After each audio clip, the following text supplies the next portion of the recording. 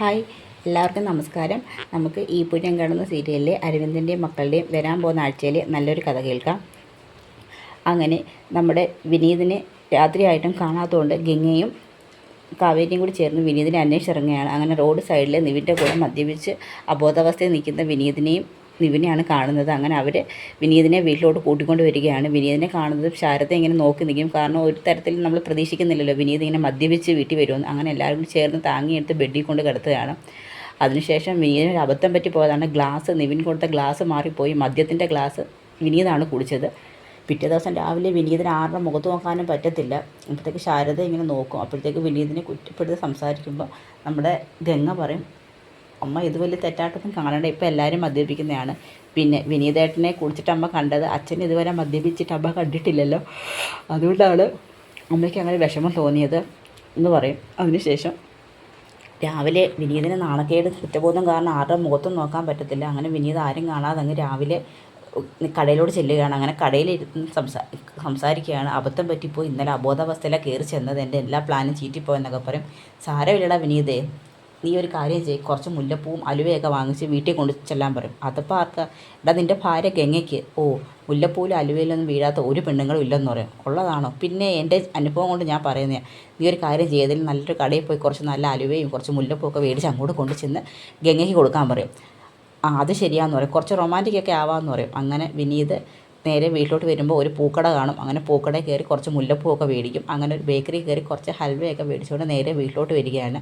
വീട്ടിലോട്ട് വന്ന് അകത്തോട്ട് കയറും. അപ്പോഴത്തേക്ക് നമ്മുടെ കാവേരി ഇരിക്കുകയാണ്. എന്താ വിനീതേട്ട കയ്യിലൊരു പൊതി? ഒന്നുമില്ല. അതല്ല, എന്തോ ഉണ്ട്, കാണട്ടെന്ന് പറയും. അങ്ങനെ കാണട്ടെന്ന് പറയുമ്പോഴത്തേക്ക് ഒന്നുമില്ലെന്ന് പറഞ്ഞ് വിനീത കുളിപ്പിക്കാൻ ശ്രമിക്കുകയാണ്. അപ്പം കാവേരിക്ക് മനസ്സിലാവും എന്തോ ഗംഗേച്ചിക്ക് സർപ്രൈസ് കൊടുക്കാൻ കൊണ്ടുവരുന്നതാണ്.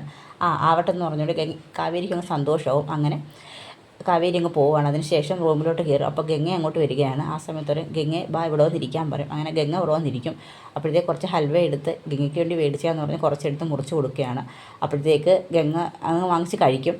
അതിനുശേഷം പറയും, ഇന്നലെ ഒരു അബദ്ധം പറ്റി പോയതാ, ആ നിവിനെല്ലാവരും കൂടി ഗ്ലാസ് ഒഴിച്ച് തന്നപ്പോൾ മാറിപ്പോയതാ, കുറച്ച് മോശമായിട്ടാണ് ഞാൻ വന്നതില്ലേ എന്നൊക്കെ അങ്ങനെ ഗംഗ ചിരിക്കുന്നുണ്ട്. അതിനുശേഷം ഗംഗ അങ്ങ് പോവുകയാണ്. പക്ഷേ ഈ മുല്ലപ്പൂ കൊടുക്കാൻ മാത്രം വിനീതിന് പറ്റത്തില്ല. എങ്ങനെ അതൊന്ന് കൊടുക്കും എന്നുള്ള രീതിയിലിരിക്കുക. വിനീതനങ്ങ് ഇങ്ങനെ കൊടുത്താൽ അതിന് പേടിക്കുമോ, എന്തെങ്കിലും പറയുമെന്നൊക്കെ ടെൻഷനാണ്. അങ്ങനെ ശാരദയും കാവേരിയും കൂടി പുറത്തിരുന്ന് എന്ത് പണി ചെയ്യുകയാണ്. ആ സമയത്ത് ഗംഗ അങ്ങോട്ട് വരും. എനിക്ക് ഗംഗയെ വിളിച്ച് കൊടുക്കാമെന്ന് പറയുമ്പോഴത്തേക്ക് മുല്ലപ്പൂ അങ്ങ് താഴോട്ട് വീഴുകയാണ്. അപ്പോഴത്തേക്ക് അത് വന്ന് ശാരദയുടെ കഴുത്തിൽ വന്ന് വീഴും. ഇവർ പാമ്പെന്ന് പറഞ്ഞ് പേടിക്കുകയാണ്. അപ്പോഴത്തേക്ക് കാവേരി പറയും, അയ്യോ അമ്മ ഇത് പാമ്പല്ല, മുല്ലപ്പൂവാന്ന് പറയും. പെട്ടെന്ന് വിനീത് അവിടെ നിന്ന് എസ്കേപ്പ് ആവുകയാണ്. ആ സമയത്ത് ഗംഗ അങ്ങ് പോകും. അപ്പോഴത്തേക്കും ഇതിപ്പോൾ ആരാ മുല്ലപ്പൂ കൊണ്ടിടാൻ? അപ്പോഴത്തേക്ക് ഇതിപ്പോൾ എവിടെ നിന്നാണ് മുല്ലപ്പൂ? അപ്പം കാവേരിക്ക് മനസ്സിലാവും, ഇത് വിനീതേട്ടൻ ഗംഗച്ചയ്ക്ക് കൊണ്ടുവന്ന സാധനമാണ് എന്ന് പറയും. അപ്പോഴത്തേക്ക് അതിനുശേഷം വിനീത് പെട്ടെന്ന് ആരും കാണാതെ അവിടെ നിന്ന് മുങ്ങുകയാണ്. അതിനുശേഷം പിറ്റേ ദിവസം രാവിലെ ആ സമയത്ത് ഗംഗയോട് ക്ഷമ പറഞ്ഞിട്ട് ഗംഗ എനിക്കൊരു ഉമ്മ തരാനൊക്കെ ഇങ്ങനെ പറയുന്നുണ്ട്. ആ സമയത്താണ് നമ്മുടെ രാധമ്മ അങ്ങോട്ട് വരുന്നത്. രാധമ്മ വിനീത് ഇങ്ങനെ പറയുന്നത് കേൾക്കുമ്പോഴത്തേക്ക് രാധമ്മ ഉമ്മയും കൊടുക്കും. അയ്യോ രാധമ്മയാണോ എന്ന് പറയും. അപ്പോഴത്തേക്ക് രാധമ്മയും ഗംഗയും കൂടി കിടന്ന് ചിരിക്കുകയാണ്. അതിനുശേഷം രാവിലെ എനിക്ക് കടയിലോട്ട് പോകണമെന്ന് പറഞ്ഞ് രാവിലെ എഴുതി പെട്ടെന്ന് റെഡിയാവും ആ ചമ്മൽ മാറ്റാൻ വേണ്ടി. ആ സമയത്ത് രാധമ്മ പറയും, അല്ല വിവാഹം കഴിഞ്ഞിട്ട് 2 ദിവസമായില്ലേ, നിങ്ങൾ പുറത്തോട്ടൊന്നും പോയില്ലല്ലോ, പുറത്തൊക്കെ ഒന്ന് പോയിട്ട് വരാൻ പറയും. എനിക്ക് സമയമില്ല, എനിക്ക് ഇച്ചിരി ജോലി ഉണ്ടെന്ന് വിനീത് പറയും. അപ്പോഴത്തെ ഗംഗയും പറയും, എനിക്കും കുറച്ച് തയ്ക്കാനൊക്കെ ഉണ്ടെന്ന് പറയും. ഇപ്പം സമയമില്ലെന്ന് പറയും. നിങ്ങൾക്ക് രണ്ടുപേർക്കും സമയമില്ലേ? ശരി വേണ്ട, ഒരു കാര്യം ചെയ്യും, കടയിൽ നിന്ന് കുറച്ച് സാധനം മേടിക്കണം, അതിന് പറ്റുമോ? അത് വാങ്ങിച്ചുകൊണ്ട് തരാമെന്ന് വിനീത് പറയും. എനിക്കൊരു കാര്യം ചെയ്യും, നീയും കൂടി പോയിട്ട് വാ ഗംഗ. ഞാനെന്തിനാണ് പോകുന്നത്? അതെന്താ, നീ പോയാൽ എന്താ കുഴപ്പമെന്ന് ചോദിക്കും. നിങ്ങൾ രണ്ടുപേരും കൂടി പോയാൽ മതിയെന്ന് പറയും. അങ്ങനെ ഗംഗ പോകുമ്പോഴത്തേക്ക് ഇതെന്താ ഈ ഡ്രസ്സിൽ, വിവാഹം കഴിഞ്ഞ് നല്ലൊരു 2ാമത്തെ ദിവസമല്ലോ, നീ ഒരു നല്ല സാരിയൊക്കെ എടുത്ത് കൊടുത്തേ എന്ന് പറഞ്ഞുകൊണ്ട് പോയൊരു സാരിയൊക്കെ എടുത്ത് കൊടുത്ത് വിനീതിൻ്റെ കൂടെ ബൈക്കിനകത്ത് ഗംഗയെ പറഞ്ഞു വിടും. മുത്തശ്ശി അതിങ്ങനെ നോക്കിക്കൊണ്ട് നിൽക്കുകയാണ്. ഇവർ തമ്മിൽ എങ്ങനെയെങ്കിലും ഒന്ന് അടുക്കട്ടെന്ന് കരുതി മുത്തശ്ശി അങ്ങനെയൊക്കെ പറയുന്നത്. അതിനുശേഷം നേരെ വരുന്നത് കടയിലോട്ടാണ്. കടയിൽ വന്നിട്ട് ഗംഗയും കൂടെ കടയിലോട്ട് കയറിയപ്പോൾ ഗംഗയുടെ ഫോട്ടോയൊക്കെ കാണും. വിനീത് കുറേ കാര്യങ്ങളൊക്കെ ഇങ്ങനെ സംസാരിക്കുന്നുണ്ട്. ഗംഗ വലുതായിട്ടൊന്നും സംസാരിക്കുന്നില്ല, ഒരു മൂലയിൽ ഇങ്ങനെ നിൽക്കുകയാണ്. അതിനുശേഷം പറയും, ഇനിയിപ്പം ഗംഗയും തയ്ക്കും ഞാനും തയ്ക്കും. ഒരു കാര്യം വെച്ചാൽ ഗംഗ വീട്ടിൽ ഇരുന്ന് തയ്ക്കേണ്ട, ഇങ്ങോട്ട് വന്നു കഴിഞ്ഞാൽ നമുക്ക് ഒരുമിച്ച് ഇവിടെ നിന്ന് തയ്ക്കാമല്ലോ എന്ന് പറയും. അപ്പം ഗംഗയൊന്നും മിണ്ടത്തില്ല. അങ്ങനെ വിനീത് പറയും, ഒരു കാര്യം ചെയ്യും, ഗംഗ ഇവിടെ നിൽക്കും, ഞാൻ താഴെ കടയിൽ പോയി സാധനം മേടിച്ചോണ്ട് വരാമെന്ന് പറഞ്ഞുകൊണ്ട് വിനീത് അങ്ങോട്ട് പോകും. ആ സമയത്താണ് നമ്മുടെ സുജാത അങ്ങോട്ട് വിനീതിനെ അന്വേഷിച്ച് വരുന്നത്. ഗംഗയെ കാണുന്നതും അങ്ങനെ ഗംഗ കോണിപ്പടി ഇറങ്ങുമ്പോഴത്തേക്ക് സുജാത കയറി വരുവാണ്. ആ സമയത്ത് സുജാത ഗംഗയെ കാണുന്നതും നല്ല രീതിയിൽ അങ്ങ് ഫയർ ചെയ്യുകയാണ്. ഓ, വിവാഹം കഴിഞ്ഞ് രണ്ടാമത്തെ ദിവസം ആയപ്പോഴത്തേക്ക് നീ കടയിൽ വന്ന് തുടങ്ങിയോ, അധികാരം സ്ഥാപിച്ച് തുടങ്ങിയോ? നിനക്ക് ഗൾഫുകാരനെ കണ്ടപ്പോൾ എൻ്റെ മോനെ വേണ്ടായിരുന്നു, ഇപ്പം ആർക്കും വേണ്ടാതെ കെട്ടാച്ചറക്കാട് നിന്നപ്പോൾ നിനക്ക് എൻ്റെ മോനെ വേണം ഇല്ലേടി എന്നൊക്കെ പറഞ്ഞ് ഗംഗ അങ്ങ് കരയിപ്പിക്കുന്ന രീതിയിൽ അങ്ങ് സംസാരിക്കുകയാണ്. ഗംഗ അവിടെ നിന്ന് കണ്ണൊക്കെ നിറഞ്ഞ് ഒഴുകും. അപ്പോഴത്തേക്ക് വിനീതിൻ്റെ ഒരു കൂട്ടുകാരൻ വന്നിട്ട് പറയും, എന്താ സുജാതയായിട്ട് ചേച്ചി പറയുന്നത്, വിനീതിൻ്റെ ഭാര്യയല്ലേ അത്, ഇങ്ങനെയൊക്കെ പറയാമോ? ഗംഗ അങ്ങ് പോകാൻ പറയും. അങ്ങനെ ഗംഗ പതുക്കെ അവിടെ നിന്ന് ഇറങ്ങി ഗംഗ അങ്ങ് വീട്ടിലോട്ട് പോവുകയാണ്. ഉടനെ നീ എല്ലാം കൂടി ചേർന്ന് അവനെ ഇങ്ങനെ വഷളാക്കുന്നത്, ഇന്നലെ അവൻ മദ്യപിച്ച് ബോധമില്ലാതെ ഇവിടെ നിന്ന കാര്യമൊക്കെ ഞാൻ അറിഞ്ഞായിരുന്നു, ഇങ്ങനെ ഒരു സ്വഭാവമില്ലാത്ത എൻ്റെ മോനെ ഇമാതിരി വൃത്തിയുടെ സ്വഭാവമൊക്കെ പഠിപ്പിക്കുന്നതാണോ നിൻ്റെയൊക്കെ ജോലി എന്നൊക്കെ പറഞ്ഞുകൊണ്ട് ഗംഗ അപ്പോഴത്തേക്ക് സുജാത എല്ലാവരോടും ദേഷ്യപ്പെടുന്നുണ്ട്. ഇതൊക്കെ താഴെ നിന്ന് ആൾക്കാരൊക്കെ ശ്രദ്ധിക്കുന്നു. ചേച്ചി ആൾക്കാരൊക്കെ ശ്രദ്ധിക്കുന്നുണ്ടെന്നോ, ശ്രദ്ധിക്കട്ടെ എല്ലാവരും ശ്രദ്ധിക്കട്ടെ എന്നൊക്കെ പറഞ്ഞുകൊണ്ട് സുജാത അങ്ങ് ദേഷ്യപ്പെട്ടങ്ങ് പോവുകയാണ്. അതിനുശേഷം വിനീത് അങ്ങോട്ട് വരും. ഗംഗ എന്ത് ചേട്ടൻ ഇവിടെ, ഗംഗ പോയി, നിൻ്റെ അമ്മ ഇവിടെ വന്നിരുന്നു, ഗംഗയോട് ദേഷ്യപ്പെട്ടു, ഗംഗ കരഞ്ഞുകൊണ്ടങ്ങ് പോയെന്ന് പറയും. അപ്പോഴത്തേക്ക് വിനീതനങ്ങ് സങ്കടവും, ഗംഗയെ കരയിപ്പിച്ച് കഴിഞ്ഞാൽ വിനീതനെ സഹിക്കാൻ പറ്റത്തില്ല.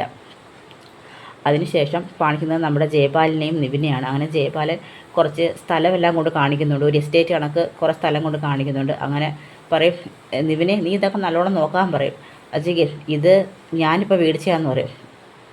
അങ്കിള് മേടിച്ചോ? ആ അതെ, ഇതെല്ലാം ഞാൻ എൻ്റെ മോള് രാഗിണിയെ കെട്ടാൻ പോകുന്ന ചെറുക്കന് കൊടുക്കാൻ പറ്റുന്ന സ്ത്രീധനമാണെന്ന് പറയും. എന്ന് വെച്ചാൽ നിനക്ക് തരാം, നീയാണ് എൻ്റെ മോളെ വിവാഹം കഴിക്കാമെന്ന് പറയും. പക്ഷേ അത് നിവിൻ അത്ര ഇഷ്ടമല്ല ജയപാലിൻ്റെ മകളെ വിവാഹം കഴിക്കുന്നത്. പക്ഷേ ജയപാലിൻ്റെ മനസ്സിൽ സ്വന്തം പെങ്ങളുടെ മോൻ തന്നെ വിവാഹം കഴിക്കണമെന്നാണ്. അപ്പോൾ ചോദിക്കും, ഈ എസ്റ്റേറ്റ് ഇതല്ലേ അരവിന്ദൻ അങ്കിൾ മേടിച്ചെന്ന് പറഞ്ഞത്? ഓ, അരവിന്ദൻ മേടിച്ചെന്നൊക്കെ പറഞ്ഞ് വെറുതെ, പൈസ അത്ര ഞാനാണ് കൊടുത്തത്, അതിൻ്റെ പേര് വെറുതെ അമ്മയും മക്കളും കൂടി വന്നിട്ട് ഞാൻ പൈസ പറ്റിച്ചു, ഞാൻ പൈസ മൊത്തം കൊടുത്തിട്ട് ഞാനെങ്ങനെ അരവിന്ദൻ്റെ പേര് ഇത് മേടിക്കുന്നത് എന്നൊക്കെ പറയും. അപ്പോൾ നിവിനത് എന്തോ ഒരു സംശയം തോന്നും. കാരണം നിവിന് അത്ര വിശ്വാസമല്ല, പെട്ടെന്ന് അത്രയും പൈസ അങ്കിളിനെ ഉണ്ടോ എന്നൊരു സംശയമൊക്കെ നിവിന് വരും. അപ്പോഴത്തേക്ക് നിവിൻ കാവേരിയെ വിളിക്കുന്നുണ്ട്. കാവേരിയുടെ അടുത്ത് പറയും, എന്താ നിവിൻ, എനിക്ക് കാവേരി എനിക്കൊരു ഞാനൊരു സ്ഥലം വരെ കാവേരി കൊണ്ട് എൻ്റെ കൂടെ വരാമെന്ന് ചോദിക്കും. എങ്ങോട്ടാണ് നിവിൻ എന്ന് പറയും. ഞാൻ പറയാമെന്ന് പറയും. അങ്ങനെ നിവിൻ വിളിക്കുന്ന സ്ഥലത്തോട്ട് കാവേരി വരുവാണ്. അപ്പോൾ നോക്കുമ്പോൾ അതൊരു എസ്റ്റേറ്റാണ്. ആ എസ്റ്റേറ്റ് കാണുമ്പോൾ തന്നെ കാവേരിയുടെ മനസ്സിൽ അച്ഛനും അമ്മയും സഹോദരങ്ങളോട്ട് അവിടെ വന്നതും അത് മേടിച്ചതിൻ്റെ കാര്യങ്ങളൊക്കെ പറഞ്ഞ് ഓർമ്മയുണ്ട്. അല്ല ഇവിടെ എന്താ, ഇതെൻ്റെ അച്ഛൻ വാങ്ങിച്ച വസ്തുവായിരുന്നു, എൻ്റെ അച്ഛൻ്റെ കയ്യിൽ പൈസ കൊണ്ട് മേടിച്ചാണ്, ഇതാണിപ്പം നിവിൻ്റെ അങ്കിള് കൈയടക്കി വെച്ചിരിക്കുന്നതെന്ന് പറയും. എനിക്കൊരു സംശയം ഉണ്ടായിരുന്നു, അതുകൊണ്ടാണ് ഞാൻ കാവേരിയോട് വരാൻ പറഞ്ഞതെന്ന് പറയും. അപ്പോഴത്തേക്ക് കാവേരി അവിടെ നിന്ന് കരയാണ്, എൻ്റെ അച്ഛൻ ഈ വസ്തുവിൻ്റെ പേരിലാണ് മരണപ്പെട്ടതെന്നൊക്കെ പറഞ്ഞ് കാവേരി അവിടെ വണ്ടിയുടെ അടുത്തിരുന്നാൽ കരയുന്ന. കാവേരി കരയാതെന്ന് പറയും. ഇല്ല, എനിക്ക് സംശയമുണ്ട് നിവിൻ്റെ അങ്കിള് എൻ്റെ അച്ഛനെ പറ്റിച്ചതാ, അല്ലാതെ എൻ്റെ അച്ഛൻ ഒരിക്കലും ഇങ്ങനൊരു ചതി ചെയ്യത്തില്ല. അച്ഛന് 4 മക്കളുണ്ട്, ഞങ്ങളെ ഉപേക്ഷിച്ച് അച്ഛൻ ഒരിക്കലും നിവിൻ്റെ അങ്കിളിൻ്റെ പേര് ഈ വസ്തു എഴുതത്തില്ല, ഇതിലെന്തോ ഒരു ചതിയുണ്ട്, ജയപാലൻ അങ്കിൾ ഞങ്ങൾ ചതിച്ചതാ എന്നൊക്കെ പറയും. എന്തായാലും ചതിച്ചിട്ടുണ്ടെന്നുണ്ടെങ്കിൽ സത്യം എന്തായാലും പുറത്തു വരുമല്ലോ കാവേരി എന്ന് പറയും. അങ്ങനെ ആ സമയത്താണ് ജയപാലിൻ്റെ കാര്യസ്ഥൻ അങ്ങോട്ട് വരുന്നത്. അങ്ങനെ അയാളുടെ കാര്യങ്ങളൊക്കെ ചോദിക്കും. രണ്ടുപേരെയും കാര്യസ്ഥൻ കാണുന്നുണ്ട്. ആ സമയത്ത് ഈ വസ്തു ആരുടെ പേരിലാണ് മേടിച്ചെന്നൊക്കെ ചോദിക്കും. ഇത് ജയപാലിൻ്റെ വസ്തുവാണെന്ന് പറയും. അത് ജയപാലൻ സാറിൻ്റെ വസ്തുവാണെന്നുണ്ടെങ്കിൽ ഇത് എൻ്റെ അച്ഛനല്ലേ അങ്ങളെ പൈസ കൊടുത്തത് മേടിച്ചതെന്ന് പറയും. മോളെ അത് ആ സമയത്ത് ഈ ചതിച്ചതിൻ്റെ ഒരു ഓർമ്മ അയാൾക്ക് വരും. കാരണം ജയപാലിനോട് ദേഷ്യപ്പെടുന്ന അരവിന്ദൻ, നീ എന്നെ ചതിച്ചില്ലോടാന്ന് പറഞ്ഞൊരു സീനൊക്കെയാണ് അയാൾക്ക് അപ്പോൾ ഓർമ്മ വരുന്നത്. എനിക്കിതിനെക്കുറിച്ചൊന്നും അറിയത്തില്ല, ജയപാലൻ സാറിൻ്റെ വസ്തു എന്ന് മാത്രമേ എനിക്കറിയത്തുള്ളൂ, വേറൊന്നും എന്നോട് ചോദിക്കരുത് മോനെ എന്ന് പറഞ്ഞുകൊണ്ട് അയാളങ്ങ് പെട്ടെന്ന് അവിടുന്ന് പോവുകയാണ്. അയാളുടെ പോക്ക് കാണുമ്പോൾ തന്നെ നമ്മുടെ നിവിനൊരു സംശയം തോന്നും, ഇതിൻ്റെ സത്യം കണ്ടുപിടിക്കണമെന്ന് കരുതി. അങ്ങനെ കാവേരി തിരിച്ച് വീട്ടിൽ കൊണ്ടാക്കും. അതിനുശേഷം ഈ വസ്തു മേടിച്ചതിൻ്റെ ഓണറെ കുറിച്ചൊക്കെ അയാളോട് അന്വേഷിക്കുകയാണ്. ആ സമയത്ത് പറയും ആ വസ്തു കൊടുത്ത ആളുടെ പേരും ഡീറ്റെയിൽസ് എല്ലാം നിവിനോട് അയാൾ പറയുന്നുണ്ട്. അതിനുശേഷം കാവേരിയെ നിവിൻ വിളിക്കുന്നുണ്ട്. അരവിന്ദൻ അങ്കിളിന് വസ്തു കൊടുത്ത ആളുടെ ഡീറ്റെയിൽസ് കിട്ടി, നമുക്ക് അവിടെ പോയി ഒന്ന് സംസാരിക്കാമെന്ന് പറയും. അങ്ങനെ കാവേരി പറയും, അത് ശരിയാ, ഞാനും കൂടി വരാമെന്ന് പറയും. അങ്ങനെ കാവേരിയും കൂട്ടിക്കൊണ്ട് നിവിൻ അങ്ങോട്ട് ചെല്ലുന്നുണ്ട്. അവിടെ ചെല്ലുന്ന സമയത്ത് അയാൾ ചോദിക്കും, അങ്ങളെ ഈ വസ്തു ആരുടെ പേരിലാന്ന്? ഇത് ജയപാലിൻ്റെ വസ്തുവാന്ന് പറയും. ജയപാലിന് ഈ വസ്തുവിന് അഡ്വാൻസ് തന്നത് എൻ്റെ അച്ഛനല്ലേ, അച്ഛൻ്റെ ഡയറിയിൽ വിശദമായിട്ട് എഴുതിയിട്ടുണ്ടെന്ന് പറയും. അരവിന്ദൻ എന്ന് പറഞ്ഞാൽ ആ അരവിന്ദനെ എനിക്കറിയാം, അരവിന്ദനും ജയപാലിനും കൂടി ആ വസ്തു കാണാൻ വന്നത്. പക്ഷേ അരവിന്ദൻ ആ വസ്തു വാങ്ങുന്നുള്ള കാര്യം എൻ്റെ അടുത്ത് പറഞ്ഞിട്ടില്ല. പക്ഷേ അരവിന്ദന് വസ്തു വേണമെന്നുള്ള കാര്യം എൻ്റെ അടുത്ത് സംസാരിച്ചിട്ടുണ്ടായിരുന്നു. പക്ഷേ ജയപാലിനാണ് പൈസ ഇടപാടുകളൊക്കെ നടത്തിക്കൊണ്ടിരുന്നത്. അവസാനം വസ്തു കാണാൻ വന്നപ്പോൾ അരവിന്ദൻ്റെ വസ്തു വേണം എന്ന് എൻ്റെ അടുത്ത് പറഞ്ഞായിരുന്നു.